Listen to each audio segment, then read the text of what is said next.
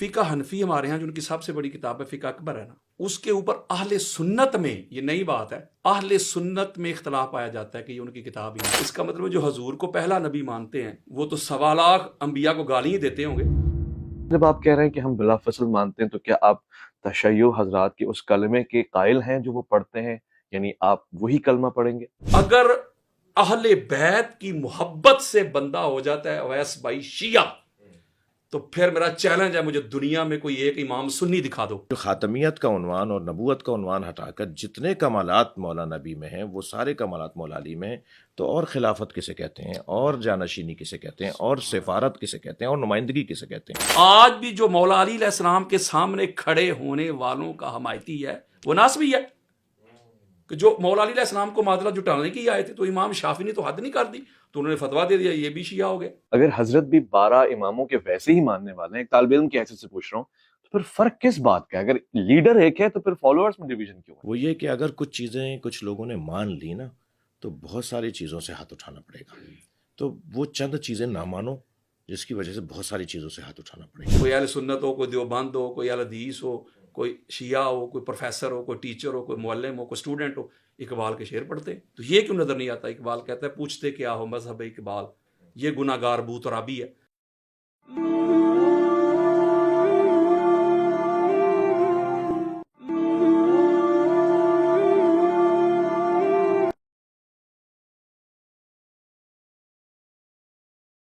सलामती है उन आंखों पे जो हिदायत पे नजरें जमाए बैठी हैं, उन कानों पे जो जिक्र खैर के मुंतजर रहते हैं, और उन कदमों पे जो हिदायत की राह पे गामजन है। अस्सलामु अलैकुम वरहमतुल्लाहि वबरकातुहू। तमाम तारीफ़ें खुदाए बुजुर्ग बरतर के लिए जो वाहदुल्ला शरीक है, ना कोई सानी ना कोई हमसर। दुरूद लामहदूद महबूब रब्बुल वदूद, राहतुल आशिकीन मुरादुल मुश्ताकीन हज़रत मोहम्मद मुस्तफ़ा, आपकी आले पाक, आपके जानिसार अंसार और असहाब पर। दरमन आप देख रहे हैं माए और मौलाना, ये इसकी स्पेशल नशिस्त है, स्पेशल हर मानों से। आज हमारा मौजू है अहले सुन्नत और अहले तशय्युअ के दरमियान। हमने इख्तलाफात पे भी गुफ्तगू की है, आज मुश्तरकात पे भी गुफ्तगू कर लेंगे, और वो चीज़ें जो शायद हमारी अंडरस्टैंडिंग के हिसाब से अहले तशय्युअ में भी हैं और अहले सुन्नत ही का मतन है, मवाद वहीं का है, उसको हम कैसे देखेंगे? और वो चीज़ें जो अहले सुन्नत में हैं और अहले तशय्युअ ने लिया हुआ है, तो फिर उस पर झगड़ा क्या है, इख्तलाफ किस बात का है? आज हम इसको हर जाविये से देखेंगे, बल्कि मैं कहूँगा कि पाताल में जाके देखेंगे और आसमानों में बुलंद मीनारों में हर लिहाज से तारीखी हकाइक और शवाहिदात सामने रख के देखेंगे। इसलिए कि आज हमारे पास इंतहाई काबिल एहतराम मेहमान हजरात हैं जो बहुत ही बालिदा निगाह रखते हैं इन तमाम मामलात के ऊपर, चाहे वो तारीख हो, चाहे वो हाल के मामलात हो, और चाहे वो मुस्तकबिल में किसी की आमद हो। मैं इन तीनों जावियों में सफ़र करने के लिए जिन्हें आज इस प्रोग्राम में पेशवा मुकर्रर कर रहा हूँ, जो मेहमान भी हैं और गुफ्तगू का खासा भी उनके हवाले रहेगा, मैं उनका तारुफ आपको करवाऊँ। सबसे पहले हमारे प्रोग्राम में तशरीफ़ फरमाएं, मुफक्किर हैं, मुहक्किक हैं, खतीब हैं, और जोश खिताबत हो या जोश तहकीक, किताब से लेकर खिताब तक नुमाया नजर आता है। खुश आमदीद करना चाहता हूँ अल्लामा यासीन कादरी को। अस्सलाम वालेकुम रहमतुल्लाह। मैं सबसे पहले ये सवाल पूछना चाहता हूँ अल्लामा शहनशाह हुसैन नकवी साहब से। हम हमेशा इख्तलाफात के ऊपर भी गुफ्तगू करते हैं, बड़े वसूख से करते हैं, और मुझे खुशी है कि उलमा के दरमियान ही करते हैं ताकि इल्म के मोती और जवाहरात हमारे सामने आए। मगर आज इत्तफाक के ऊपर भी गुफ्तगू करते हैं। क्या चीज़ें हैं जो अहले तशय्युअ और अहले सुन्नत के दरमियान कॉमन है और उस पर कोई बात ही नहीं करता, नहीं बहुत ज़्यादा कॉमन है और मोहब्बत का एक एलिमेंट है? बिस्मिल्लाहिर्रहमानिर्रहीम। अहले सुन्नत और अहले तशय्युअ के दरमियान जो मुश्तरका नुक्ता, उन्वान, पैगाम है, वो मौला अली की विलायत है। यानी विलायत मौला अली अलैहिस्सलाम हम सबको जोड़ सकती है और जोड़ती है। कोई इख्तलाफ नहीं है अहले सुन्नत के तमाम अफकार व अंजार के अंदर के मौला अली वली मुतलक़ इलाहिया है, और शिया के दरमियान कोई इख्तलाफ नहीं है। जब इनमें आपस में कोई मसला नहीं है और इस नुक्ते पे दोनों में मसला नहीं है, तो जो चीज़ हमें जोड़ेगी तौहीद इलाही के बाद, ख़त्म नबूवत के बाद जो चीज़, क्योंकि इस पर तो बहस ही नहीं है, तौहीद पर कोई बहस नहीं है, ख़त्म नबूवत पर कोई बहस नहीं है, लेकिन जिस पे جو چیز ہمیں جوڑ سکتی ہے وہ ہے افضلیت مولا علی، وہ ہے ولایت مولا علی. ہم دونوں اس پہ جڑ سکتے ہیں. خوبصورت. میں علامہ صاحب آپ سے بھی یہی پوچھوں، قبلہ نے فرمایا کہ یہ وہ چیزیں ہیں جو مشترکات میں ہیں، اس پہ جڑ سکتے ہیں، تو کیا آپ حضرت علی کی ولایت پہ جڑ سکتے ہیں اور افضلیت پہ جڑ سکتے ہیں؟ اہل سنت کی کتب سے ہمیں دیکھ کے بتائیں. نحمدہ ونصلی ونسلم علی رسولہ الکریم، اما بعد فاعوذ باللہ من الشیطان الرجیم، بسم اللہ الرحمن الرحیم. سب سے پہلے تو میں آپ کا شکریہ ادا کرتا ہوں کہ آپ نے مجھے عالم اسلام کی اتنی بڑی شخصیت کے سامنے بیٹھنے کا موقع دیا. تو ان کے سامنے گفتگو کرنا تو یہ تو سورج کو چراغ دکھانے کے مترادف ہے. اتنی بڑی شخصیت ہیں یہ، تو میں شکریہ ادا کرتا ہوں آپ کا، ان سے میں فیض لوں گا. دیکھیں، یہ جو آپ نے سوال کیا ہے، اگر کتب اہل سنت کا مطالعہ کیا جائے یا ہمارے جو محدثین، مفسرین، مجددین گزرے ہیں، تو میں تو ببانگ دہل یہ کہتا ہوں کہ اہل تشیع میں جتنے بھی ان کے افکار ہیں یا ان کے نظریات ہیں، 99.9% وہ سارا کچھ ہماری اہل سنت کی کتب میں لکھا ہوا ہے. ہمارے محدثین، مفسرین، مجددین، جو ہمارے اولیاء صلحاء جو بزرگ گزرے، ہر چیز لکھ گئے. عقائد میں سے عقائد، نظریات، ویژن، تھاٹ. افضلیت مولا علی علیہ السلام کا مسئلہ ہو، جیسے ابھی قبلہ نے ارشاد فرمایا، تو میرے خیال میں جتنی شر و بست کے ساتھ ہمارے بزرگوں نے لکھا ہے مولا علی علیہ السلام کی افضلیت کے حوالہ سے، شاید ہی کسی اور نے لکھا ہو. ولایت کی بات ہو تو 350 طرق ہیں. اس کے اوپر میری یہ کتاب بھی ہے، افضلیت صاحب الرایا فی الحدیث الولایہ. اسی ایک حدیث ولایت کے اوپر میں نے 350 طرق بیان کی ہے، ایک سند پہ گفتگو کی ہے. اور صحابہ کرام میں بھی اس کا اختلاف نہیں تھا. جب غدیر خم پہ یہ اعلان ہوا ہے تو سب سے پہلے آگے بڑھ کے حضرت ابوبکر اور حضرت عمر رضی اللہ تعالیٰ عنہما انہوں نے کہا ہے، بخ بخ لکا یا علی ابن ابی طالب، انت مولانا و مولا کل مسلم و مومن و مومنات. یہ من کنتم مولا کے ہو. ہاں جی، اے ابو طالب کے بیٹے، مبارک ہو کہ آپ ہمارے بھی مولا بن گئے، ہر مسلم کے، ہر مومن کے، ہر مومنہ کے مولا بن گئے. مجھے بتائیں تو یہ تو صحابہ کے درمیان بھی یہ کوئی اختلاف نہیں تھا، وہ ان کو مولا مانتے تھے. اب اگلی ایک بڑی خاص بات ہے، وہ یہ ہے کہ اگلا ایک جملہ ہے بڑا خاص، وصی رسول یا خلیفۃ بلا فصل. علامہ صاحب کی اجازت سے اگر جی بسم اللہ. یہ میں تھوڑی سی وضاحت کرنا چاہتا ہوں. آپ بلا فصل کے قائل ہوں گے نہیں؟ یہ ذرا وضاحت کریں. بالکل، میں اسی پہ آپ کو بات کرنا چاہتا ہوں. اہل سنت کی کتب سے ہمارے بدقسمتی یہ ہے کہ لوگوں نے سنیت سے دور کر دیا لوگوں کو. جو اہل بیت اطہار کے در کے منگتے تھے، جو اس در پہ جھکنا چاہتے تھے، جن کے قلوب میں، جن کے فواد میں اہل بیت اطہار کی محبت اور مودت، جن کا سینہ پھٹتا تھا ذکر حسین علیہ السلام سن کے، اس طرح ناسبیت اس مسلک میں گھس آئی ہے. انہوں نے سنیت کا لبادہ اوڑھ کے اس طرح حملے کیے ہیں کہ لوگوں کو سنیت سے دور کر دیا. میں تو سنیت کا مقدمہ لڑ رہا ہوں. یہ دیکھیں جو بلا فصل کا کیا مطلب ہوتا ہے، خلیفہ تو ہو بلا فصل، یعنی یہ ہو کا مرجع حضور ہے کہ مولا علی علیہ السلام جو ہیں حضور کے بغیر فاصلے کے خلیفہ ہیں. یعنی حضور علیہ السلام میں اور مولا علی علیہ السلام میں کوئی فاصلہ نہیں. تو ہمارے علماء نے وہ تقریریں ریکارڈ کروائی ہیں، کچھ زندہ ہیں، کچھ فوت ہو چکے ہیں. انہوں نے کہا تھا یہ جو شیعہ کہتے ہیں نا اذان میں خلیفہ تو ہو بلا فصل، تو یہ تو 3 خلفاء کو جو پہلے ہمارے گزرے ہیں ان کو گالیاں دیتے ہیں، معاذ اللہ، نقل کفر نہ باشد. کس وجہ سے؟ وہ کہتے تھے کہ پہلے تو حضرت ابوبکر ہے، پھر حضرت عمر ہے، پھر عثمان ہے، ایسا ہی ہے، پھر چوتھے نمبر پہ مولا علی ہیں، اور یہ کہتے ہیں کہ فاصلہ ہی نہیں ہے. اب میں اس پہ مختصر جواب آپ کو دیتا ہوں. ہماری اہل سنت کی کتب بھری پڑی ہیں، چاہے بیہقی کو پڑھ لے، الفاظ کے رد و بدل کے ساتھ بخاری سے لے کے طبرانی تک. یہ بڑی معروف روایت بھی اور واقعہ بھی آپ نے سنا ہوگا، جس کو دعوت ذوالعشیرہ کہا جاتا ہے. وہ 3 روز جو چلی ہے، تو جو آخری دن حضور علیہ السلام کا خطبہ ہے وہ کیا ہے؟ جب مولا علی علیہ السلام کھڑے ہو کے حضور علیہ السلام کی نبوت اور رسالت کی انہوں نے تصدیق کی، گواہی دی. اس کے بعد سارے مکہ کے سردار وڈیرے ادھر موجود ہیں، ابو لہب، ابو جہل، عتبہ، ولید، شیبہ، ابو سفیان اینڈ کمپنی، سارے ادھر بیٹھے ہوئے. تو حضور علیہ السلام نے فرمایا انا ھذا علی وصی و خلیفتی. یہ مستند روایات. میں وہی تو بتا رہا ہوں آپ کو کہ میں آپ کو 150 کتابیں دیتا ہوں. میرے آقا نے فرمایا یہ میرا بھائی علی میرا وصی بھی ہے اور میرا خلیفہ بھی ہے. یہ کب کہہ رہے ہیں؟ اس وقت فرما رہے ہیں حضور، نہ اس وقت حضرت ابوبکر صدیق کی خلافت تھی، نہ حضرت عمر بن خطاب کی خلافت تھی، نہ عثمان بن عفان کی خلافت تھی رضی اللہ عنہم. اس وقت تک تو ان تینوں نے بھی کلمہ بھی نہیں پڑھا تھا.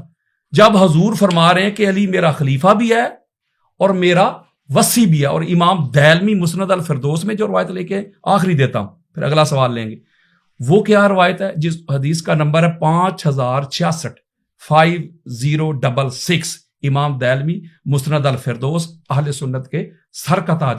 آقا علیہ الصلوۃ والسلام نے فرمایا کہ جب اللہ رب العزت نے انبیاء کی ارواح کو تخلیق کیا تو ان سے خطاب کیا. پہلا جملہ فرمایا آنا ربکم، میں تمہارا رب ہوں. یہ سوچیں کہ خطاب کن سے ہو رہا ہے؟ انبیاء سے.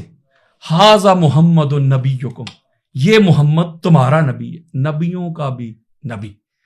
اور تیسرا جملہ ھذا علی امیرکم و مولاکم، یہ علی تمہارا امیر بھی ہے اور تمہارا مولا بھی ہے. یہ کب کی بات ہے؟ یہ تب کی بات ہے جو میں کہا کرتا ہوں جب نہ تب تھا نہ کب تھا. اگر تو یہ گستاخی ہے، میں ایک سوال کرتا ہوں اویس بھائی آپ سے، آقا علیہ السلام سوالات راؤنڈ اباؤٹ کم و بیش انبیاء میں کون سا نمبر ہے حضور کا؟ آمد میں آخری نبی ہیں. آخری. کیا آپ کا عقیدہ ہے کہ تخلیق میں بھی حضور آخری ہیں؟ نہیں، اول. یہ پوری سیاستہ بھری پڑی ہے. انبار لگا دوں گا ادھر میں کتب اہل سنت کے. جب یہ حضور سے پوچھا گیا کہ یا رسول اللہ آپ کب سے نبی ہیں، تو حضور علیہ السلام فرمایا کب سے؟ کنت نبی و آدم و بین الروح والجسد. واہ واہ واہ. ابھی آدم علیہ السلام کی باڈی نہیں بنی تھی، روح نہیں بنی تھی، ان کی تخلیق کے لیے مٹی بھی نہیں گوندی گئی تھی، میں تب سے نبی تھا. تو اس کا مطلب جو حضور کو اقبال نے کہا نگاہ عشق و مستی میں وہی اول، وہی آخر، وہی قرآن، وہی فرقان، وہی یاسین، وہی طٰہٰ. اس کا مطلب جو حضور کو پہلا نبی مانتے ہیں وہ تو 1.25 لاکھ انبیاء کو گالی دیتے ہوں گے. بھئی حضور علیہ السلام جو ظاہر میں تشریف لائے ہیں عیسیٰ علیہ السلام کے بعد ہیں، آپ کہہ رہے ہیں کہ پہلے، تو آپ تو 1.25 لاکھ انبیاء کے پھر گستاخ ہو کے ان کو گالیاں دینے والے ہوں گے. آپ کہیں گے حضرت صاحب نہیں ان کو کیوں گالیاں میں نے دینی ہیں؟ وہ تو تخلیق میں پہلے ہیں، ظاہراً زمانے میں آنے میں آخری ہیں، تو گالیاں کہاں سے آ گئی؟ تو یہی بات میں کہہ رہا ہوں. میں کہتا ہوں یہی ایک آخری بات، یہی فارمولہ آپ ادھر لے آئیں کہ یہ ظاہر جو خلافت ہے نا، ظاہری خلافت، یہ ظاہری خلافت میں مولا علی علیہ السلام چوتھے نمبر پہ آئے ہیں. جو حقیقی خلافت ہے، جو اصلی خلافت ہے، وہ حضور اور علی علیہ السلام کے درمیان کوئی مائی کا لال مجھے فاصلہ تو ثابت کر کے دکھائے، اور یہ سنیت بتا رہا ہوں. ٹھیک ہو گیا. علامہ صاحب آپ نے گفتگو سماعت فرمائی. بہت سے لوگوں کے لیے اس میں تشنگی ہوگی، یعنی یہ سمجھنا کہ اس میں آپ سے اتفاق فرما رہے ہیں کہ فاصلہ کوئی نہیں ہے، مگر ظاہر کا یا حقیقت کا یا ظاہر کا اور باطن کا فرق ہے. آپ اسے کیسا لیتے ہیں؟ کیا اہل تشیع کے درمیان اصحاب رسول، خاص طور سے سیدنا حضرت ابوبکر صدیق، ان کا احترام ویسے ہی ہے ایز اے خلیفہ؟ دیکھیے، ہم اس اصلی عنوان پر اگر بات کریں کہ مولا علی علیہ السلام خلیفہ بلا فصل رسول اللہ صلی اللہ علیہ وآلہ وسلم، اس میں اگر بہت بات سمجھنے کی ہے کہ خلافت کے جہاں معنی جانشینی کے ہیں، وہاں خلافت کے معنی نمائندگی کے ہیں، سفارت کے ہیں، اور جگہ پر بیٹھنے والے کو ہی خلیفہ نہیں کہا جاتا. ورنہ حضرت آدم کو اللہ نے اپنا خلیفہ جو زمین پر بنایا، تو اللہ کی تو جگہ زمین نہیں ہے، اللہ زمین پر نہیں ہے. ہاں، اللہ زمین پر بھی ہے، یعنی اللہ کہاں نہیں ہے. تو خلیفہ بے معنی جانشین نہیں ہے، نمائندہ ہے. یعنی میری تمام تر ذمہ داریاں یہ میرا نمائندہ انجام دے گا، میں اس کو اپنا سفیر بنا رہا ہوں، نمائندہ بنا رہا ہوں. اس معنی میں ہم اگر خلافت کی بات کو لیتے ہیں تو یعنی ہم ایک اور دریچہ کھول رہے ہیں. جو گفتگو حضرت علامہ نے، یاسین قادری صاحب نے، میں ان کا ممنون ہوں جنہوں نے الفاظ میرے لیے کہے، میں اس کے قابل نہیں ہوں. یہ خود بہت ہی محقق ہیں، میں ان سے سیکھتا ہوں، سمجھتا ہوں. ان کو جب ہم کبھی سنتے ہیں تو ایمان کو جلا ملتی ہے، عقیدے میں اور بالیدگی آتی ہے. اور ایک محقق کو جس انداز سے ہونا چاہیے، بے معنی تمام علامہ یاسین قادری اس پہ پورا اترتے ہیں. خلافت کے یہ معنی جو ہیں نمائندگی اور سفارت کے، اس میں تو دو رائے نہیں ہے کہ مولا کائنات نبی مکرم کے نمائندہ ہیں. بعد از نبی اگر کوئی وجود ہے جو نبی کی تمام تر صفات کا سوائے نبوت کے، کیونکہ الا لا نبی آبادی، صرف ایک چیز کو استثناء کیا نبی نے، حضرت موسیٰ اور ہارون میں جو نسبت ہے وہ ساری میری اور علی کے اندر ہیں، الا لا نبی آبادی، یا لا نبوت آبادی بھی آیا ہے. تو اس کو اگر آپ ہم ہٹا لیں، اور ہم خاتمیت کے قائل ہیں کہ کافۃ للناس بھی ہیں اور رحمۃ للعالمین بھی ہیں اور خاتم النبیین بھی ہیں، تو وہ جو خاتمیت کا عنوان اور نبوت کا عنوان ہٹا کر جتنے کمالات مولا نبی میں ہیں وہ سارے کمالات مولا علی میں ہیں، تو اور خلافت کسے کہتے ہیں، اور جانشینی کسے کہتے ہیں، اور سفارت کسے کہتے ہیں، اور نمائندگی کسے کہتے ہیں؟ تو آئیے، کیا نبی نے جب مدینہ میں ریاست نہیں بنائی تھی یا آپ نے اعلان نبوت نہیں کیا تھا، کیا اس وقت نبی نہیں تھے؟ نبی تھے، جیسے ابھی ہم نے استفادہ کیا۔ تو مولا علی نبی کے علم میں آپ کے نمائندے ہیں، آپ کی کرامتوں میں نمائندے ہیں، آپ کی سخاوتوں میں نمائندے ہیں، آپ کی شجاعت میں نمائندے ہیں، آپ کے علم میں نمائندے ہیں، آپ کی عصمت میں نمائندے ہیں۔ اس میں تو کوئی دو رائے نہیں ہے۔ آپ تین شخصیات جو مولا علی سے خلافت اور حکومت کے ادوار کے اندر شخصیات گزری، آپ وہی نہیں، آپ پوری امت میں، پوری کائنات میں اٹھا کے دیکھ لیجئے کہ بعد از نبی اگر کوئی بڑا وجود ہے تو مولا علی کا وجود ہے۔ تو اس معنی میں جب ہم بات کر رہے ہوتے ہیں، اور ہم اسی معنی میں بات کر رہے ہوتے ہیں، اور خلافت بے معنی حقیقی میں بات کر رہے ہوتے ہیں کہ کرسی نہیں ملی تو کیا مطلب ہے کہ خلیفہ نہیں ہوگا، وہ نبی کے جانشین نہیں ہوگا۔ کرسی ملے گی تو یعنی کرسی کی بنیاد پر، اچھا پھر جس انداز سے کیا 6 مہینے تک مولا کائنات نے، جو سب کہتے ہیں، ہم تو اس سے زیادہ بات کرتے ہیں، بالا بات کرتے ہیں کہ نہیں 6 مہینے نہیں، آخر تک نہیں ہوا بیعت کا سلسلہ، لیکن چلیں آپ 6 مہینے نہیں، آپ 2 دن تاخیر میں، نیک کام تھا، اچھا کام تھا، صحیح کام تھا، کرنے کا کام تھا، تو 6 مہینے کیوں تاخیر ہو گئی؟ اور پھر جس انداز سے حضرت نے اپنے گھر خلیفہ اول کو بلایا اور پھر شکوہ کا اظہار کیا کہ کیا کیا ہے، یہ سارے رویے بتا رہے ہیں کہ مولا علی علیہ السلام ہر اعتبار سے نبی، کیونکہ دیکھیے اعلیٰ کو، افضل کو، اشرف کو، عرفا کو، یعنی یہ کہہ لیجئے کہ آپ اولا کو اگر غیر اولا کی اطاعت کرنی ہے تو یہ خلاف عقل ہے، خلاف منطق ہے، خلاف قرآن و حدیث ہے۔ یعنی جو زیادہ جاننے والا ہو وہ کم جاننے والے کی اطاعت میں آ جائے تو یہ خلاف قرآن و خلاف عقل و خلاف حدیث ہے، طے شدہ ہے۔ یعنی بڑا ڈبل پی ایچ ڈی ہے، وہ ایک پی ایچ ڈی کی اطاعت نہیں کرے گا، ٹھیک ہے؟ ہم یہاں تک دل رکھنے کو آ جاتے ہیں، جبکہ ہم اس سے ہٹ کر بھی ویسے کرتے ہیں، لیکن ہم دل رکھنے کو یہاں تک بھی بات کر لیتے ہیں کہ جو زیادہ بڑا ہے اس کو اطاعت نہیں کرنی اپنے سے کم علم میں اور مقام میں، تو قاعدہ یہ ہے کہ اس کو اطاعت کرنی، اور ایسا کیا۔ یعنی اگر ہم اس موضوع پہ چلے جائیں کہ خلفائے ثلاثہ اصحاب رسول اللہ صلی اللہ علیہ وآلہ وسلم رضوان اللہ تعالیٰ علیہم، ائمہ اہل سنت یا اکابرین اہل سنت، یہ جب مولا علی کے فضائل کے باب میں آتے ہیں تو بہت روشن ہے ان کا۔ وہ یہ کہاں سے بات آ گئی ہے جو اس وقت کی جا رہی ہے کہ یہ خلیفۃ بلا فصل کہتے ہیں تو جی یہ تبرہ کر رہے ہوتے ہیں، یہ مثال ان کے خلاف توہین کر رہے ہوتے ہیں۔ یہ آپ نے سوچ لیا، ہماری کوئی ایسی نیت نہیں ہوتی۔ ہم مقامات علمی، مقامات عرفانی، مقامات معنوی، مقامات روحانی کی بنیاد پر ہم مولا کائنات کی اولویت کے قائل ہیں۔ یہ ہمارا مختصر سا عقیدے کا خلاصہ ہے۔ ٹھیک ہو گیا، بہترین، شکریہ علامہ یاسین قادری صاحب۔ آپ نے جو مقدمہ رکھا یہ میں اپنی تحقیق سے پیش کر رہا ہوں، یعنی اہل سنت میں ہو سکتا ہے تفضیلی سنی اس عقیدے کے قائل ہوں، مگر اہل سنت تو افضل البشر بعد الانبیاء حضرت ابوبکر صدیق رضی اللہ عنہ کو مانتی ہے، تو ان کے سامنے آپ یہ مقدمہ کیوں نہیں رکھتے؟ اور یہ جو دلائل آپ کے پاس ہیں میرے خیال ہے وہی سنی کتب ان کے پاس ہیں، ایک چیز۔ دوسرا، جب آپ کہہ رہے ہیں کہ ہم بلا فصل مانتے ہیں تو کیا آپ تشیع حضرات کے اس کلمے کے قائل ہیں جو وہ پڑھتے ہیں؟ یعنی آپ وہی کلمہ پڑھیں گے؟ پہلی تو بات یہ ہے کہ جو آپ نے اہل سنت کے حوالے سے کہا کہ اس میں بعد از انبیاء افضل البشر حضرت ابوبکر صدیق ہے، تو اس میں اجماع نہیں ہے، یہ صحابہ میں بھی اجماع نہیں ہے اور امت میں بھی نہیں ہے۔ اکثر کہتے ہیں لوگ جی امت میں اجماع ہے، اور صحابہ میں بھی اجماع نہیں تھا، صحابہ کے اندر بھی یہ ظنی مسئلہ تھا۔ میں کتب اہل سنت کی بات کر رہا ہوں، یعنی جو مکتب تشیع ہے اس کی بات نہیں کر رہا، ان کے کیا افضلیت کے منابع ہیں یا وہ اس کو کس پوائنٹ آف ویو سے لیتے ہیں۔ میں صرف اہل سنت کی بات کر رہا ہوں کہ بے شمار آقا علیہ الصلوۃ والسلام کے صحابہ کرام ہیں۔ ایک طرف تو آپ یہ کہتے ہیں کہ حضور علیہ السلام کا ہر صحابی عادل ہے، کسی ایک کی بھی بندہ اطاعت کر لے یا اتباع کر لے تو بندہ حق کو پا لیتا ہے۔ تو یہ بے شمار صحابہ ہیں، ہماری کتابیں بھری پڑی ہیں جو مولا علی علیہ السلام کی افضلیت کے قائل تھے۔ مثلاً جہاں آپ بات کرتے ہیں، مثال بھی دے دیں، کون؟ دیتا ہوں نا، جہاں آپ کہتے ہیں اہل سنت و جماعہ، تو اہل سنت یعنی حضور علیہ السلام کی سنت والے اور حضور کی جماعت کی سنت والے۔ ان کو فالو کر رہے ہیں. نیچے آج کل کے جو مولوی صاحب ہیں ان کی بات نہیں, اوپر حضرت عبداللہ ابن مسعود جو ہیں, امام محمد بن حنبل لے کے آئے ہیں, امام طبرانی لے کے آئے ہیں, پھر امام ابن اسیر لے کے آئے ہیں, سینکڑوں حوالے ہیں اس کے اوپر. یعنی آپ فرما رہے ہیں حضرت عبداللہ ابن مسعود مولا علی علیہ السلام کی افضلیت کے قائل تھے, تمام اصحاب میں بالکل تمام.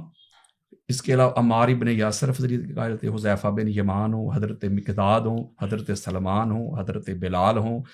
اس کے علاوہ دیگر بھی زید بن ارقم ہوں, ابو سعید خدری ہوں رضی اللہ عنہ. یہ وہ صحابہ کرام ہیں حضور علیہ الصلوۃ والسلام کے. یہ الگ بات ہے کہ مولوی صاحب کو یہ صحابہ نظر نہیں آتے. یہ مولا علی علیہ السلام کی افضلیت کے قائل تھے. امہات المومنین ام المومنین حضرت عائشہ صدیقہ رضی اللہ تعالیٰ عنہ یہ پاک سیدہ کی افضلیت کی قائل ہیں. بڑا نام ہے. دیکھیں نا, ماں ہے اہل سنت میں, ان کا کیا مقام اور مرتبہ ہے. تو وہ اپنے ابا جان کی قائل نہیں تھی افضلیت کی, وہ پاک سیدہ کی. فرماتی ما رأیت احد افضل من فاطمہ غیر ابیہا. ایبسلوٹ بات کر رہی ہیں, مطلق. کہتی میں نے کائنات میں فاطمہ الزہرا سلام اللہ علیہا کے بابا کے بعد کوئی فاطمہ الزہرا سے افضل اور اعلیٰ کوئی شخص دیکھا ہی نہیں, کوئی شخصیت دیکھی نہیں. اور امام طبرانی اس کو لے کے بے شمار حوالہ جات ہے, ریفرنسز ہیں. کہ اس کا مطلب یہ ہوا کہ یہ ایک اور بات, جب آپ کسی کو افضل کہتے ہیں, میں نے ایک پہلے بھی آپ کو عرض کی تھی کہ یہ ہمارے ہاں یہ جو ایک لے آئے ہے نا کہ فضائل سے بندہ افضل نہیں ہوتا, فضائل سے ہی بندہ افضل ہوتا ہے. تلک الرسل فضلنا بعضهم علی بعض, کہ ہم نے انبیاء کو بعض پر فضل دیا ہے, فضیلت دی ہے. تو آپ کہتے ہیں کہ جزوی فضیلت, آپ کہتے ہیں کہ کلی فضیلت. اگر جزوی فضیلت کو بھی لیا جائے تو جزوی فضیلت میں تو ہر ایک صحابی جو ہے اس کی الگ الگ فضیلتیں ہیں, فضائل ہیں, اور اس میں ہر کوئی آگے پیچھے ہو سکتا ہے. میں نے جب آپ کو مثال بھی دی تھی کہ بے شمار مثالیں ہیں ہمارے پاس, لیکن کلی افضلیت یہ ہوگی. ایک تو کل کہتے ہیں ٹوٹل کو, ٹوٹیلٹی یعنی کل, یعنی فضائل کو جمع کرنا. جب جمع کریں گے, جیسے کہ اس کا مادہ ہے فضل, افضل کا مادہ فضل, جیسے علم ہے عین لام اور میم, یہ مادہ ہے. یہ مادہ آپ کو جہاں نظر آئے گا, یعنی عین لام اور میم سے بنا معلم, تو مادہ آیا کہ نہیں, وہ مانا جاننا, نالج. تو معلم وہی ہوگا جس کے پاس وہ عین لام اور میم علم ہوگا. اسی سے آیا متعلم, عین لام اور میم مادہ, علم گین کرنے والا. اسی سے آیا عالم, عین لام اور میم وہی مادہ ہے, مانا وہی دے رہا ہے, علم جاننے والا. علامہ علم جاننے والا. معلوم مادہ وہی, اس میں عین لام اور میم. معلوم کا مطلب ہے جاننا, نالج. اسی طرح صلاۃ جو ہے ہم کہتے ہیں, اس کا معنی ہے صاد لام اور یا. یہ صلاۃ آپ کو جہاں تسلا نارن حامیہ قرآن کہتا ہے, تسلا یعنی کہ وہ صاد لام اور یا ہے, یعنی قریب کرنا. آپ جب یہ ریس ہوتی ہے گھوڑوں کی, تو جو گھوڑا پہلے والے کے ساتھ جڑا ہو نا, اس کے قریب وہ ایسے فاصلہ نہ ہو, اسے عربی میں کہتے ہیں مسلی. یعنی مادہ آ گیا صاد لام اور یا, قریب کرنا. اسی طرح یہ جو افضل ہے اس کا مادہ ہے فضل. اب افضل وہی ہو سکتا ہے جس کے پاس وہ فضل ہو. آپ قرآن مجید فرقان حمید کا مطالعہ کریں, 114 آیات ہیں جس میں اللہ رب العزت نے فضل کی بات کی. کہیں وہ جو تخت آیا تھا اسد برخیہ لے کے آیا تھا سلیمان کے دربار میں, تو اللہ کہتا ہے ہائے ہائے, یہ اس کا مطلب ہے جو یہ تخت لے کے آئے یہ فضل ہے. کہیں اللہ کہتا ہے کہ تم غریب تھے, غربا تھے, کھانے کے لیے کچھ نہیں تھا, میں نے تمہیں کھانا دیا, یہ میرا فضل ہے. کہیں اللہ کہتا ہے تم کمزور تھے کفار کے مقابلے میں نے تمہیں فتح دی, طاقت دی, میرا فضل ہے. تو اس کا مطلب ہے جب فضائل کو جمع کریں گے, وہ سب سے زیادہ جس کے پاس وہ فضائل آ جائیں گے وہ بنے گا افضل. میں 200 احادیث اسی وقت پڑھ سکتا ہوں کہ پوری دنیا کا کوئی شخص ایسا نہیں ہے جو بعد از نبی جس کے پاس اتنے فضائل ہوں جو مولا علی علیہ السلام کے پاس فضائل. اہل سنت عقائد. ہاں, امام احمد بن حنبل کا یہ عقیدہ, امام بہقی کا یہ عقیدہ, امام نسائی کا یہ عقیدہ, بلکہ اس کے اوپر اجماع ہے. اور فضائل کے باب میں ضعیف روایت بھی لی جائے گی. اتنی بڑی علمی شخصیت بیٹھی ہوئی, اس میں شیعہ سنی میں بھی اختلاف نہیں ہے کہ فضائل کے باب میں ضعیف حدیث بھی قابل قبول ہے جس میں کوئی شرک یا اس طرح توحید پہ حملہ نہ ہو اس کو قبول کیا جائے گا. تو اس کا مطلب جب سب سے زیادہ فضائل مولا علی علیہ السلام کے پاس ہیں تو افضل بھی تو وہی ہوگا نا. پہلا مومن دیکھنا ہو علی, پہلا نمازی دیکھنا ہو علی, مجاہد دیکھنا ہو علی, سخی دیکھنا ہو علی, زاہد دیکھنا ہو علی, عابد دیکھنا ہو علی, متقی دیکھنا ہو علی. میں فضائل نہیں پڑھنے لگا, پریشان نہ ہو, وہ ٹائم نہیں مجھے پتا ہے, لیکن میں یہ کہہ رہا ہوں کہ جب سب سے زیادہ فضائل مولا علی علیہ السلام کے پاس ہے تو افضل ہی وہ ہوگا جس کے پاس فضائل ہوں گے. جب آپ کسی کے فضائل نہیں پڑھیں گے, کوئی دنیا کا علامہ میرے سامنے لے آئیں, میں نے اس کو فضائل نہیں پڑھنے دینے, مجھے ثابت کر کے دے کہ کس طرح ابوبکر صدیق افضل ہے. فضائل نہیں میں نے پڑھنے دینے, وہ جب بھی پڑھیں گے فضائل پڑھیں گے, اور فضائل پڑھ کے کہیں گے بھائی یہ تو کیسے ہو سکتا ہے. تو کلی فضیلت بھی یہی ہے کہ جس کے پاس سب سے زیادہ. دوسرا کہتے ہیں نہیں کلی فضیلت وہ ہوتی ہے, آخری بات, کلی فضیلت وہ ہوتی ہے ایسی منفرد کسی کے پاس فضیلت ہو جو پورے صحابہ کی جماعت میں کسی کے پاس نہ ہو. چلو اس طرف آ جاؤ, اگر اس کو بھی آپ کہتے ہیں تو یہ بھی مانتے ہیں. تو غدیر کے موقع پہ جو اعلان کیا تھا حضور علیہ السلام نے, تو سارے صحابہ حضور اور مولا علی علیہ السلام کے قدموں کے نیچے کھڑے نہیں تھے, اتنا بلند ممبر تھا. تو یہ فضیلت ہے کسی کے پاس کہ پوری کائنات کے اوپر فرمایا من کنتو, جس کا میں مولا اس کا علی مولا. یہ سب سے زیادہ نہیں. پھر پہلے مومن علی, پہلے نمازی علی. میں روایتیں نہیں پڑھ رہا, وقت بچا رہا ہوں. تو یہ کلی افضلیت نہیں ہے. پھر حضور علیہ السلام کا حسب اور نسب مولا علی علیہ السلام کے پاس ہے. پھر حضور علیہ السلام جس نور سے بنے علی اس نور سے بنے. پھر حضور علیہ السلام نے کہا کہ علی میری روح ہے, علی میرا گوشت ہے, علی میری جان ہے, اور یہ قرآن نے بھی کہہ دیا. یعنی اتنی فضیلتیں جو مولا علی علیہ السلام کو ملی ہیں, مجھے بتائیں اگر اس سے بندہ افضل نہیں ہوتا تو پھر افضل کیسے ہوتا ہے؟ میں آپ کی اللہ صاحب شاید کہتے ہیں کہ حکومت بہت بڑی فضیلت ہے, وہ کیونکہ نہیں تھی اس وجہ سے. حاکم کی حیثیت سے یہ بھی تو فضیلت ہے. اب دیکھیں نا ہمارے امام نصفی فرماتے ہیں کہ کسی کا بادشاہ بن جانا, کسی کا خلیفہ بن جانا, یہ ہرگز یہ دلیل نہیں ہے کہ اس کا بادشاہ بننا تمام رعایا کے اوپر اس کی افضلیت ہے. بلکہ جو حضرت ابوبکر صدیق نے پہلا خطبہ ہی دیا جو بخاری میں موجود ہے, وہ پہلا جملہ ہی کہہ رہے ہیں لوگوں میں تم سے افضل نہیں ہوں. پہلا جملہ یہ کہہ رہے ہیں. اور اگلی بات ہے کہ یہ جو طالوت بادشاہ تھا اس کی حکومت کے اندر رہے حضرت داؤد علیہ السلام, اس کے انڈر اس کے کام کرتے تھے, اس کی پرابلمز کو سالو کرتے تھے. داؤد علیہ السلام صاحب زبور رسول, تو کدھر گیا فتویٰ اب؟ اور کہو کہ وہی وہ طالوت جو تھا داؤد علیہ السلام سے افضل تھا, کوئی بادشاہ وہ تھا. تو لہٰذا جو یہاں تک لکھا گیا ہماری کتابوں میں, اب میں کیا آپ کو بتاؤں کیسے حالات ہیں, یہ کیسا دستور زبان بندی ہے تیری دنیا میں. یہاں تو حق کہنے کو ترستی ہے زبان میری. بات یہ ہے کہ افضلیت کے جو منابع ہوتے ہیں, افضلیت کی جو شرائط ہیں, جو واجبات ہیں, جو اس کی کنڈیشنز ہیں, اس میں حکومت کا کوئی لینا دینا نہیں ہے. ٹھیک ہے. علامہ صاحب آپ نے علامہ یاسین قادری صاحب کی گفتگو سماعت فرمائی. کم و بیش یہی وہی عقائد رکھ رہے ہیں جو آپ رکھ رہے ہیں, یعنی افضلیت کے حوالے سے انہوں نے روشن بیان دے دیا. تو پھر آپ شیعہ کیوں ہیں؟ آپ سنی ہو جائیں. سنی عقائد تو کم و بیش ویسے ہی ہیں. ہم سب سنی شیعہ ہیں. سنی شیعہ, شیعہ سنی, یہ فقہی اعتبار سے تو جچتی ہے بات. علم کلام میں عقائد کے باب میں سنی شیعہ میں کوئی فرق نہیں ہے. نہیں ہے کتابوں میں, نہیں ہے اہل حق کے نزدیک, نہیں ہے کتمان حق نہ کرنے والوں کے نزدیک.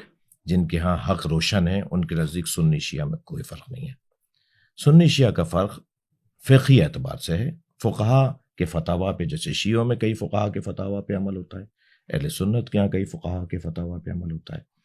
تو کیونکہ اجتہادی ابحاث جو ہیں ان کے اندر اختیار ہے ایک مقلد کو اور ایک غیر محقق کو کہ وہ کیونکہ خود استنباط نہیں کر سکتا قرآن و حدیث سے, اپنے وظائف شرعی کو, اپنے ذمہ داری شرعی ذمہ داریوں کو وہ اخذ نہیں کر سکتا. اس کے پاس وقت نہیں ہے, اس کے پاس مہارت نہیں ہے, اس کی مبانی نہیں ہے اس کے پاس, اس کی بنیادیں علمی طور پہ مضبوط نہیں ہیں قرآن کو سمجھنے کے لیے, حدیث کو سمجھنے کے لیے. لہٰذا اسے محتاج ہے وہ کہ وہ فقی سے رجوع کرے, ایک مفتی سے رجوع کرے.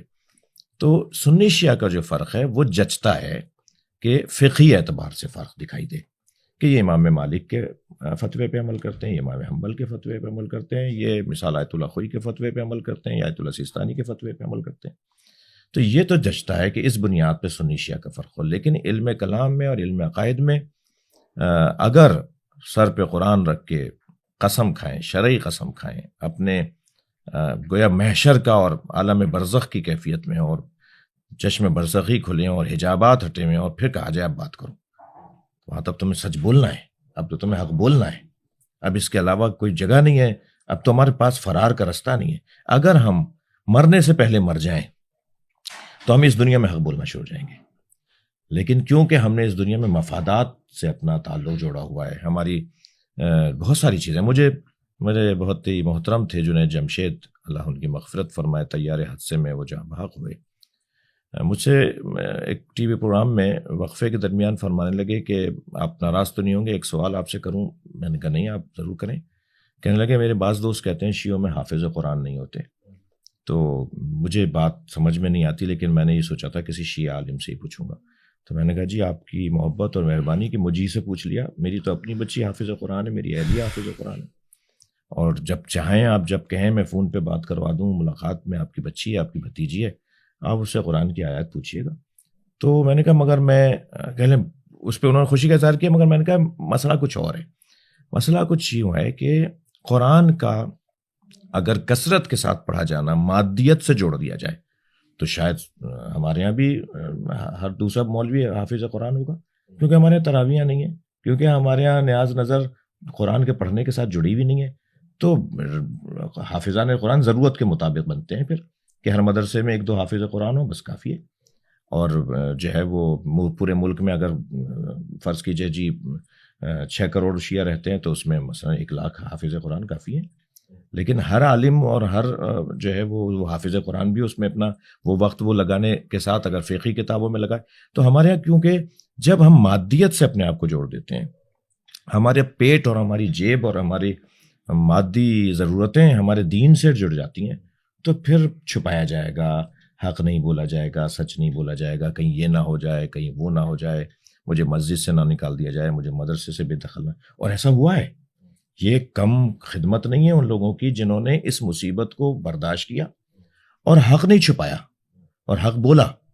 تو بہرحال یہ آیا ہونا ہے. میں ایک بات کہتا ہوں کہ سب کو آنا ہے اہل بیت کی طرف. اللہ میرٹ پر، اللہ قابلیت پر، فطری طور پر سب کو لے کر آئے گا، اور فطرتاً انسان قابل کو پسند کرتا ہے. وہ چاہے سب کے سامنے نہ کرے کہ بھئی میں نہیں کر سکتا تھا، چھپ کے کہے گا. ہمارے ساتھ ہوتا ہے.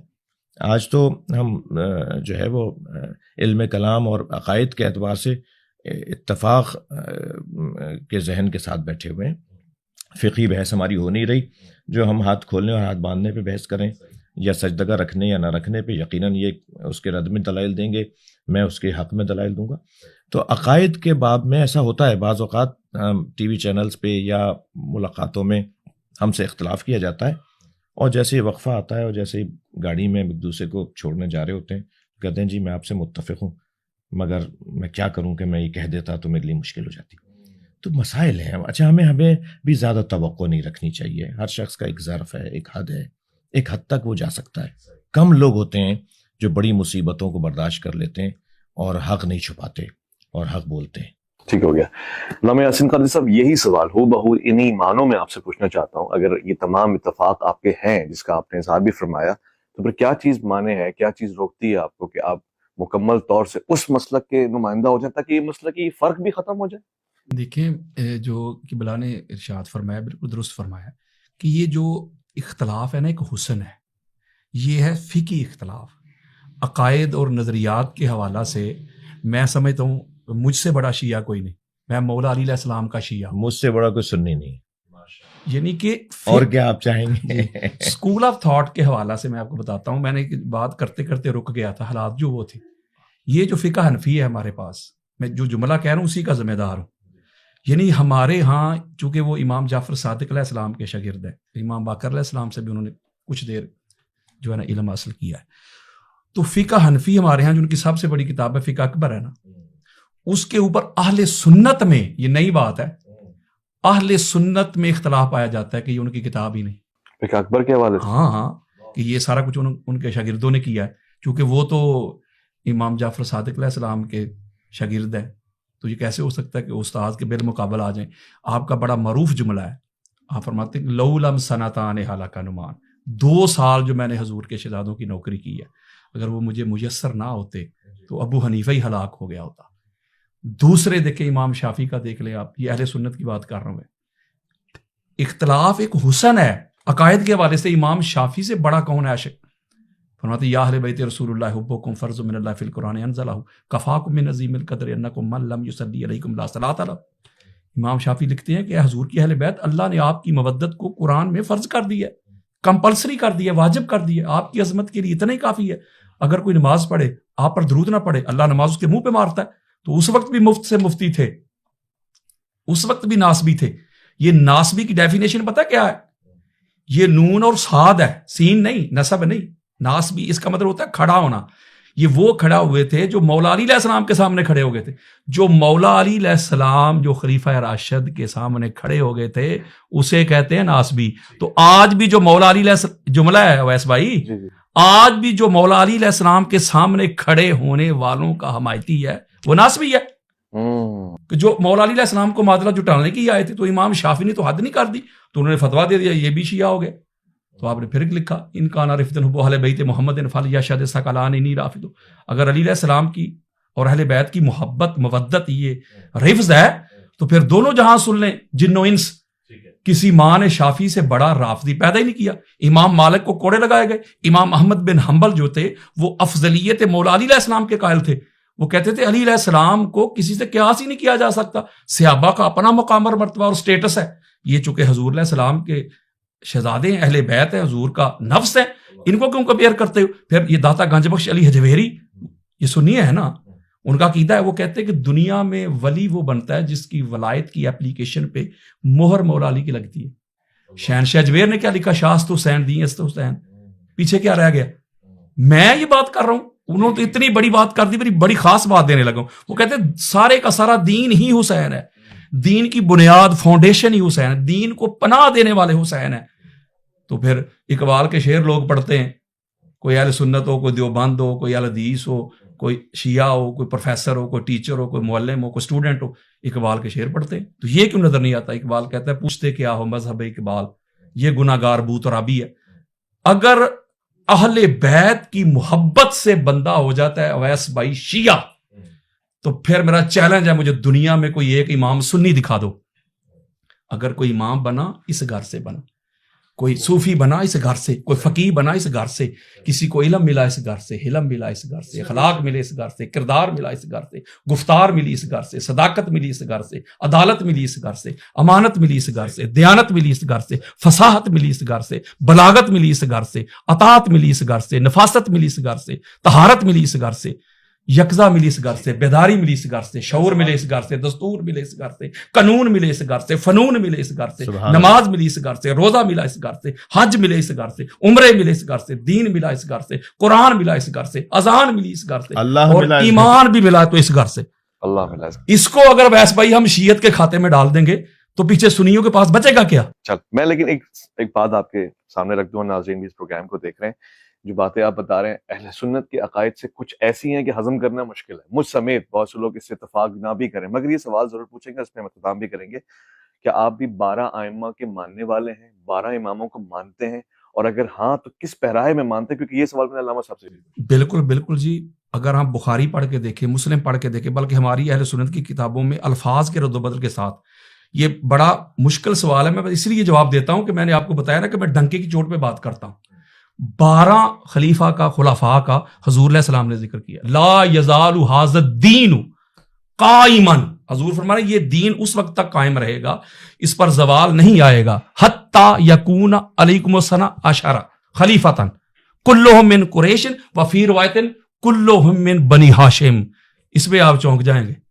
حضور نے فرمایا کہ وہ 12 کے 12 جو ہے نا خلفاء میرے، ایک تو یہ سنیے نا اپنے، وہ سارے قریش میں ہوں گے، اور شیخ سلیمان قندوزی حنفی جنابی المودہ میں لے کے دیگر کتب اہل سنت میں بھی یہ روایت موجود ہے.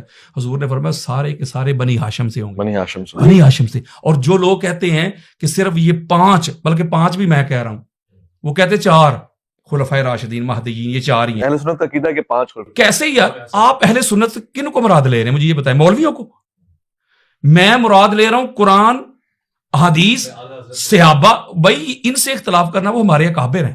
کیا ان سے اختلاف کرنا بندہ سنی سے نکل جاتا ہے؟ آپ سب کانٹیننٹ سے باہر نکلے نا، مغرب میں جائیں، مصر میں جائیں، ایران میں جائیں، عراق میں جائیں، عرب میں جائیں، وہ تو ان کو جانتے بھی نہیں ہوں گے، تو بے شمار اہل سنت ہیں. تو کیا مطلب وہ سن ہی نہیں رہے جو اعلیٰ حضرت کو نہیں مانتا؟ بھائی میں اوپر جا رہا ہوں، آپ مجھے نیچے کھینچ کے لا رہے ہیں. بس آخری بات ہے، بڑی خاص ہے. اس کا مطلب اگر تو خلفائے راشدین مہدیین وہی ہیں 4، 5ویں کو بھی نہیں مانتے، بلکہ کئی جگہوں پہ کہتے ہیں 5ویں حضرت معاویہ بن ابی سفیان ہے، امام حسن علیہ السلام کو سکپ کر جاتے ہیں. اگر یہی ان کی ترتیب افضلیت ہے، پھر مولا حسن بادشاہ سرکار کو 5واں نمبر کیوں نہیں دیتے سنی؟ دیتے ہیں نہیں نہ دیتے، مجھے میرے سامنے رکھے. وہ تو کہتے ہیں نہیں خلفائے راشدین، پھر اشرا مبشرہ، اوپر بدر والے، بیعت رضوان والے، تو وہ کدھر گئے؟ پاک سیدہ فاطمہ بطول زہرا سلام اللہ علیہ وہ کدھر گئیں؟ بات یہ ہے کہ میں آپ کو سنیت بتا رہا ہوں، قرآن و حدیث والی، تاجدار کائنات والی، لہٰذا اور یہ ایک تسلسل ہے کہ وہ سارے کے سارے بنی ہاشم سے ہوں گے. اب یہ فیصلہ، بس آخری بات، یہ فیصلہ کون کرے گا جی؟ اور حضور فرما رہے ہیں کہ 12 ہوں گے. تو اگر آپ 30 سالوں کو مان لیں، امام حسن علیہ السلام کے 6 ماہ کاؤنٹ کریں، 30 سال جو کہتے ہیں کہ حضور نے فرمایا کہ بس 30 سال تک رہے گی، خلافت راشدہ منہج پہ، تو وہ 12 کیوں حضور فرما رہے ہیں؟ وہ 12 کدھر گئے؟ پھر وہ خلافت راشدہ نہیں ہوگی، وہ کیا ہے پھر؟ وہ 12 کی مجھے جو اس کا پیریڈ ہے اس کو مجھے پورا کر کے تو آپ عمر بن عبدالعزیز کو درمیان میں لاتے ہیں، ان کا زمانہ کدھر گیا؟ وہ خلیفہ راشد تھے. تو یہ فیصلہ کون کرے گا؟ اور ہماری کتابوں میں وہ لوگ بھی آئے ہوئے ہیں جو خلافت کے اہل ہی نہیں تھے. یہ فیصلہ کون کرے گا؟ اس کا ایک آخری بات، اس کا فیصلہ یہ ہے کہ ان میں تسلسل ہونا ضروری ہے. وہ سارے کے سارے بنی ہاشم ہونے ضروری ہیں، پہلے سے لے کے آخری تک ایک ہونا ضروری ہے. آپ ان 12 کے ماننے والے میں اور خلیفہ کے، اور آخری بات، خلیفہ کے لیے حکومت ضروری نہیں. یہ تو ہو گئی نا بات آپ نے کہ خلیفہ ہو بھائی، وہ آپ نہیں، وہ سوال کرتے ہیں نا، اعتراض کرتے ہیں نا کہ بھائی وہ حکومت ضروری ہے. تو آدم علیہ السلام نے کہاں حکومت کی ہے؟ نوح علیہ السلام نے کہاں حکومت کی ہے؟ لہٰذا یہ چیزیں جو ہے ساری ان کے مفروضے ہیں. اور میں سمجھتا ہوں، چونکہ اس کے بعد پتہ نہیں آپ نے مجھ سے سوال کرنا ہے کہ نہیں، اور میں سمجھتا ہوں کہ یہ اس لیے ہے، مجھے جو نظر آیا اویس بھائی واللہ باللہ تعالیٰ، میں نے کتب اہل سنت میں جو گوتے لگائے ہیں، مجھے جو چیز نظر آئی، جو جتنی عظمتیں، جتنے فضائل ہماری کتابوں میں لکھے ہوئے ہیں اہل بیت کی عظمت کے حوالے سے اہل سنت کی کتابوں میں، تو ان کو پرابلم کیا ہے؟ ایک ہی پرابلم ہے، شیعت کی ضد. مجھے کہتے ہیں آپ جو بات کرتے شیعت کو پروموٹ کرتے، تو میں کہتا ہوں قرآن پڑھنا چھوڑ دو. قرآن میں حضرت عیسیٰ علیہ السلام کے کتنے معجزات لکھے ہوئے، وہ تو عیسائیت کو پروموٹ کرتے. سواد اعظم کیا ہے؟ What is the definition of سواد اعظم؟ یہ کیا ہے؟ اعظم بڑی عظمت والی جماعت، کثرت نہیں. اس کو کوانٹٹی میں لیتے ہیں، یہ کثرت. اگر یہ بات ہے تو پھر کثرت تو پھر فرعون کے پاس تھی. کہیں گے پھر موسیٰ علیہ السلام معاذ اللہ حق پر نہیں تھے. کثرت تو اپنا نمرود کے پاس تھی، کثرت تو یزید پلید کے پاس تھی. آپ پھر حسینی کیسے ہو گئے؟ کثرت نہیں، ٹوٹیلٹی نہیں، عظمت. چلے، بہت شکریہ. میں 12 ائمہ کے حوالے سے یہی سوال علامہ صاحب سے پوچھوں گا. اگر حضرت بھی 12 اماموں کے ویسے ہی ماننے والے ہیں، ایک طالب علم کی حیثیت سے پوچھ رہا ہوں، تو پھر فرق کس بات کا ہے؟ اگر لیڈر ایک ہے تو پھر فالوورز میں ڈویژن کیوں ہے؟ میرے خیال سے علامہ صاحب نے بہت جامع اور بہت ہی وافی وضاحت دی ہے اس بات کی. بحث اور جو ہم نے پہلے بھی بات کی، بات در حقیقت ضدیت کی ہے، انات کی ہے، اور وہ ایک محاورتاً کہتے ہیں، اس لیے میں بھی کہہ رہا ہوں کہ مرغی کی ایک ٹانگ. بس اس کے اوپر رکنا ہے کہ جی نہیں، ہم نہیں مانتے اس بات کو. یا اچھا، زیادہ جو روشن بات ہے نا جس سے گھبراہٹ ہے، وہ یہ کہ اگر کچھ چیزیں کچھ لوگوں نے مان لی نا تو بہت ساری چیزوں سے ہاتھ اٹھانا پڑے گا. تو وہ چند چیزیں نہ مانو جس کی وجہ سے بہت ساری چیزوں سے ہاتھ اٹھانا پڑے. حتیٰ اس حد تک بے دینی ہے، میں اس کو کہتا ہوں بے دینی، اس حد تک بے دینی ہے کہ اگر تم نے آج امیر شام کا دفاع نہیں کیا تو کل یہ کہیں اور بات کریں گے، لہٰذا کہیں اور کی خاطر اس کے ساتھ کھڑے ہو جاؤ. یہ بے دینی نہیں ہے؟ یعنی حتیٰ پاکستان کے اندر اگر نعرہ لگ جاتا ہے امیر یزید زندہ باد کا، اس بنیاد پر کہ اگر ہم نے اس کو سپورٹ نہیں کیا تو کل اس کے خاندان تک بات جائے گی اور پھر بات جائے گی کہیں اور تک. تو یہ بے دینی نہیں ہے؟ آپ جو جس کا قابل، یعنی آپ یہ تو کہتے ہیں کہ کربلا میں امام حسین علیہ السلام کو شیعوں نے خط لکھ کے بلایا اور شیعوں نے مار دیا. آج 1400 سال بعد والا شہنشاہ حسین نقوی شیعہ، آج 1400 سال بعد آنے والا مثال عابد حسین شاہ شیعہ، وہ ان کا 1400 سال پرانے والوں کا ذمہ دار ہے کہ تمہارے آبا و اجداد نے، جبکہ میں تو مدینے کا رہنے والا ہوں، میرے اجداد تو مدینے سے آئے تھے. افریقہ کے کالے جو شیعہ ہیں وہ تو کوفے والوں کی اولاد نہیں ہے. آج گورے اور انگریز جو عزاداری کر رہے ہیں وہ تو کوفے والوں کی اولاد نہیں ہے، مگر پھر بھی ہمیں جملہ سننے کو ملتا ہے کہ ان کے بڑوں نے مارا تھا اور بچے رو رہے ہیں. تو 1400 سال پہلے والے بڑے بڑوں کے آج 1400 سال بعد والے ذمہ دار ہیں، اور باپ نے بیٹے کو خلیفہ بنا دیا، باپ ذمہ دار نہیں ہے. نہیں ان کو کچھ نہیں کہیں، اس لیے کہ وہ ذمہ دار نہیں ہے، وہ یزید کا کام تھا، وہ کسی اور کے اوپر نہیں رہا. بھائی یعنی باپ بنا کے جا رہا ہے، وہ ذمہ دار نہیں ہے، اور 1400 سال پہلے والوں نے اگر کچھ کیا تو آج ہم اس کے ذمہ دار. تو حقیقت یہ ہے کہ اگر انہوں نے کچھ چیزیں مان لیں تو پھر 50 چیزوں سے ہاتھ اٹھانا پڑے گا، اور یہ نہیں کرنا چاہتے. اللہ ان کو ہدایت دے، اللہ ان کو آخرت اور قبر اور برزخ اور مرنے کے بعد جو سوال جواب ہونے ہیں. اور میں ایک جملہ اپنے اس میں بھی کہتا ہوں کہ ہم ہر جگہ میرٹ کی بات کرتے ہیں، تقرریاں میرٹ پہ ہوں، تبادلے میرٹ پہ ہوں، داخلے میرٹ پہ ہوں، پارٹی ٹکٹس میرٹ پہ ملیں. ہم یہی تو گفتگو کر رہے ہیں کہ نبی مکرم کے بعد میرٹ پہ مانو. ٹھیک ہو گیا. قبلہ کیا یہ ممکن ہے، یہ میرا آخری سوال ہے، جیسے کہ علامہ صاحب بھی شاید یہی خواہش رکھتے ہوں، یعنی آپ بحیثیت ذمہ دار سربراہ اور ایک پیشوا تشیع میں سے ان اشخاص کو بہتر کی طرف لے کے جائیں جو مزاج اہل سنت کے خلاف گفتگو کرتے ہیں، یعنی اصحاب رسول پہ تنقید کرنا یا اس طرح کے جملے استعمال کرنا، کیا ممبر میں ذمہ داری ہو سکتی ہے آپ کی طرف سے؟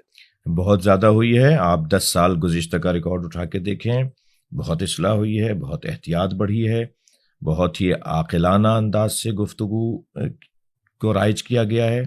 اس میں بہت سے لوگوں کی خدمات ہوں گی. میں فقیر بھی ان کارکنوں میں سے ایک ہوں جو اس مزاج کو بنانے کی کوشش کرتا آیا ہوں، اور نتیجے لیے ہم نے اپنے خطاب کرنے والے مقررین، خطباء، واعظین کو متوجہ کیا اس بات کی طرف کہ اگر آپ کو اپنا عقیدہ بیان کرنا ہے، آپ کو اپنا نظریہ بیان کرنا ہے تو معقول انداز سے کریں. لہجہ اچھا ہونا چاہیے، الفاظ آپ کے سجے ہوئے ہونے چاہیے، رقیق ہلکی باتیں، اور ایسے جملے کہ جو کسی کی دل آزاری کا سبب ہو. جب آپ کسی کو قائل کرنا چاہتے ہیں تو قائل کرنے والا لڑنے والا نہیں ہوتا. جو لڑائی میں بات کرتا ہے اس کا مقصد قائل کرنا نہیں ہوتا، اس کا مقصد محض آرائی ہوتا ہے. تو جو سخت جملوں سے بات کرتا ہے وہ محض آرائی کی طرف ماحول لے کے جاتا ہے. جو پیار محبت سے بات کرتا ہے وہ قائل کرنے کی نیت رکھتا ہے. تو آپ پہلے طے کریں آپ کو محض آرائی کرنی ہے یا قائل کرنا ہے، آپ کو مزید دور کرنا ہے یا قریب کرنا ہے. قریب کرنا ہے تو پیار سے بات کرنی ہوگی، خندہ پیشانی سے بات کرنی ہوگی، اچھے الفاظ میں بات کرنی ہوگی.